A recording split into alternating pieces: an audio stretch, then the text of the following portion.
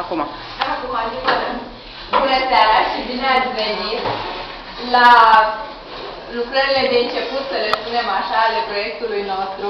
Prin tradiții ne păstrăm identitatea.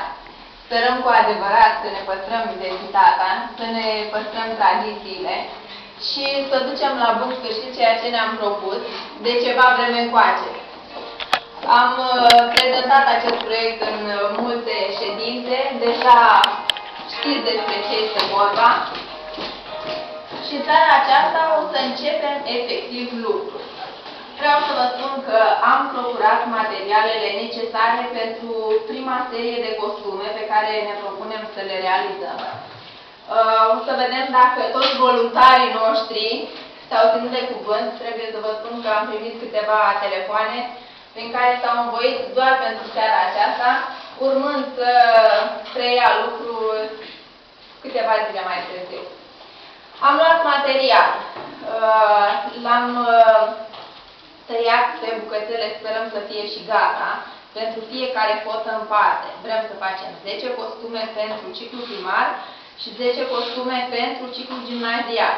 Asta pentru început.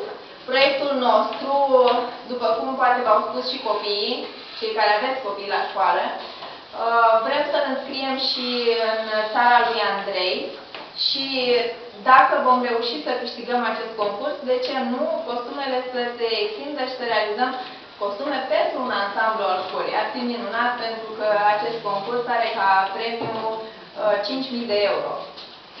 Și ar fi minunat. Acum o să ne străduim să ne implicăm și în acest sens.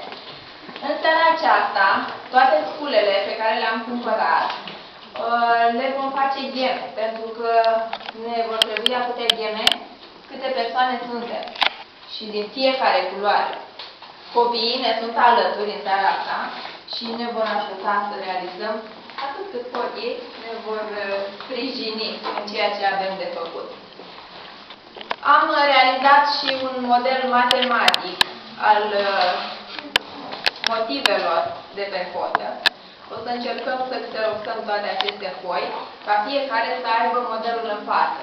Vreau să vă spun că am încercat să realizez acest motiv pe materialele pe care le avem acum, nu pe cele care s-au lucrat în urmă cu 10 de ani, când s-au făcut celelalte costume, și am făcut fel de încercări să ne iasă așa cum trebuie lucru. Și sper eu că am reușit și am constatat că nu este foarte greu. La prima vedere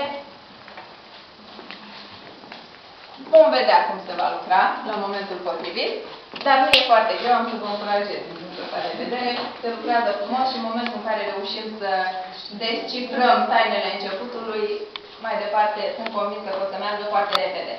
Știți că avem câte 3 flori de un anumit tip și 3 de alt tip pe fotă. Vreau să vă spun că în timp de 2 ore am făcut vreo 3 flori din alea singură, doar încercând să-mi iasă ceea ce trebuie, fără să știu unde trebuie efectiv să ajung. Dar, acum că știm exact ce avem de făcut, probabil că vom realiza totul cu mult mai multă ușurință. Să pornim la lucru. Haideți